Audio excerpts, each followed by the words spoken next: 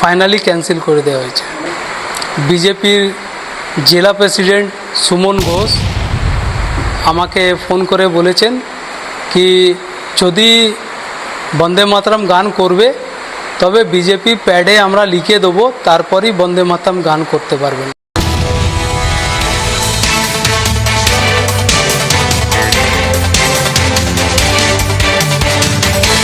প্রোগ্রামটা আমাদের 2 ঘন্টার ছিল, কিছু কালচারাল প্রোগ্রাম ছিল।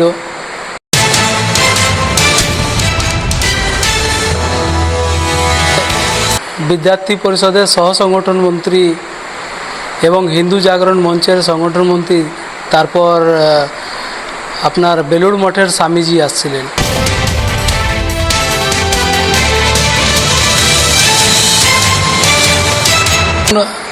ছাব্বিশ 7/2026 চণ্ডীতলা বিদ্যাসাগর হলে আমাদের বন্দে মাতরম এক অভিযান প্রোগ্রাম ছিল।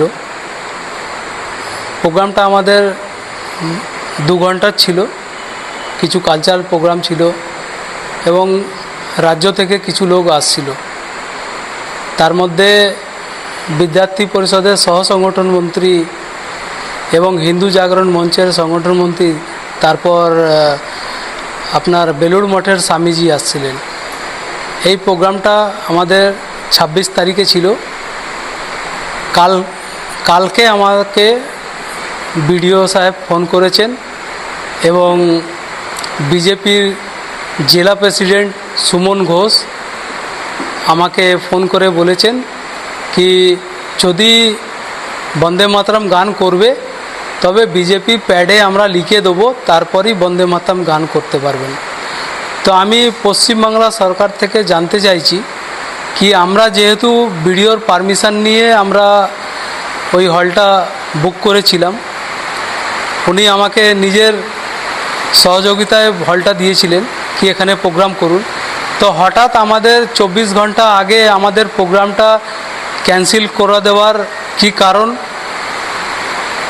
এবার আমাদের পশ্চিমবঙ্গে কি বিজেপি জেলা প্রেসিডেন্টের কাছ থেকে লিখিয়ে পারমিশন নিতে হবে কি আমরা বন্দে মাতরম গান করব?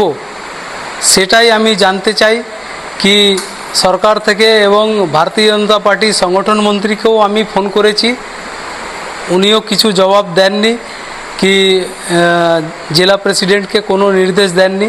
সেটাই এবার আমি জানতে চাইছি পশ্চিমবঙ্গ বিজেপি পার্টির থেকে এবং পশ্চিমবঙ্গ সরকারের কাছ থেকে কি এখানে যে আমরা বন্দে মাতরম প্রোগ্রামটা আমাদের ছিল কি কারণে ক্যান্সেল করা হয়েছে, কি আমরা বিজেপি প্যাডে যতক্ষণ লিখে দেওয়া হবে না ততক্ষণ কি আমরা প্রোগ্রাম করতে পারবো না।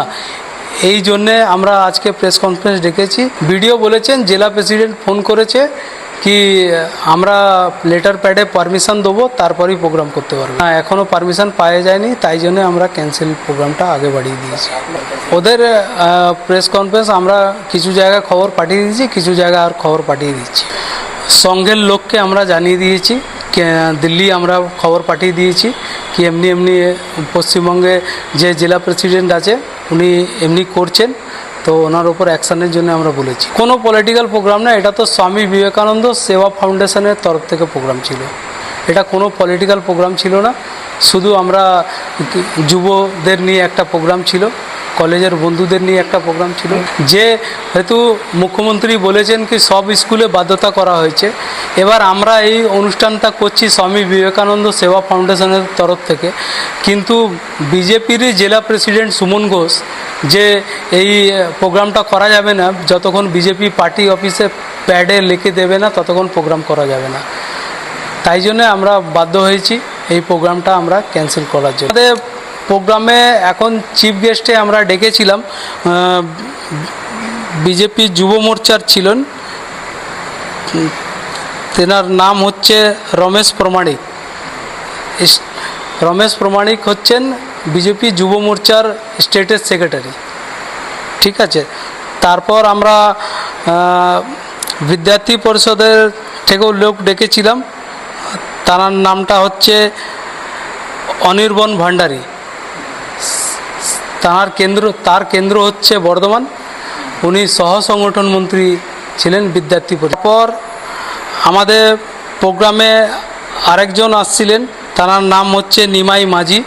তিনি ছিলেন হিন্দু জাগরণ মঞ্চের প্রদেশের টিমে আছেন, উনি বক্তা ছিলেন। আমাদের প্রোগ্রামে আসছিলেন বেলুড় মঠের মহারাজজি। তো এই মুহূর্তে হঠাৎ 24 ঘন্টা আগে ক্যান্সেল করে দেওয়ার মানে হচ্ছে এরা কী ভেবে আমাদের প্রোগ্রামটা ক্যান্সেল করেছে, সেই জন্য আমরা মনটা একটু ছোট হয়ে যায়।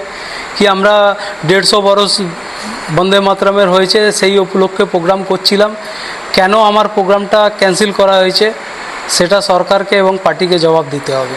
হ্যাঁ, উনি আমাকে কল করেছিলেন, আমার সঙ্গে কথা হয়েছে, আমি কল করেছিলাম কি আমাদের প্রোগ্রাম করতে দিন। উনি বললেন কি না, আমরা যতক্ষণ আমার সঙ্গে এসে দেখা করবে না, আমার প্যাডে আমরা লিখে দেবো না, ততক্ষণ বন্দে মাতরম গান করতে পারবেন না। না, কেন যাব আমরা? আমাদের এই দেশে বন্দে মাতরম গান করে অনেকে এখানে পশ্চিমবাংলা এবং পুরো দেশে শহীদ হয়েছেন, তো তার জন্য কি পারমিশন নিয়ে কাউকে এই প্রোগ্রামটা করতে হবে, সেটা আমরা বুঝতে পারিনি। আমরা নেক্সটভাবে লিখিতভাবে সংগঠনকে জানাবো কি আপনারা জেলা অধ্যক্ষ যদি কিছু করেন কারবাই সংগঠনের তরফ থেকে, তাহলে কিন্তু এই যে বিজেপিকে লোক এখানে ভালোবেসে নিয়ে এসছে, তবে হয়তো সংগঠনটা আরও খারাপ হয়ে যাবে।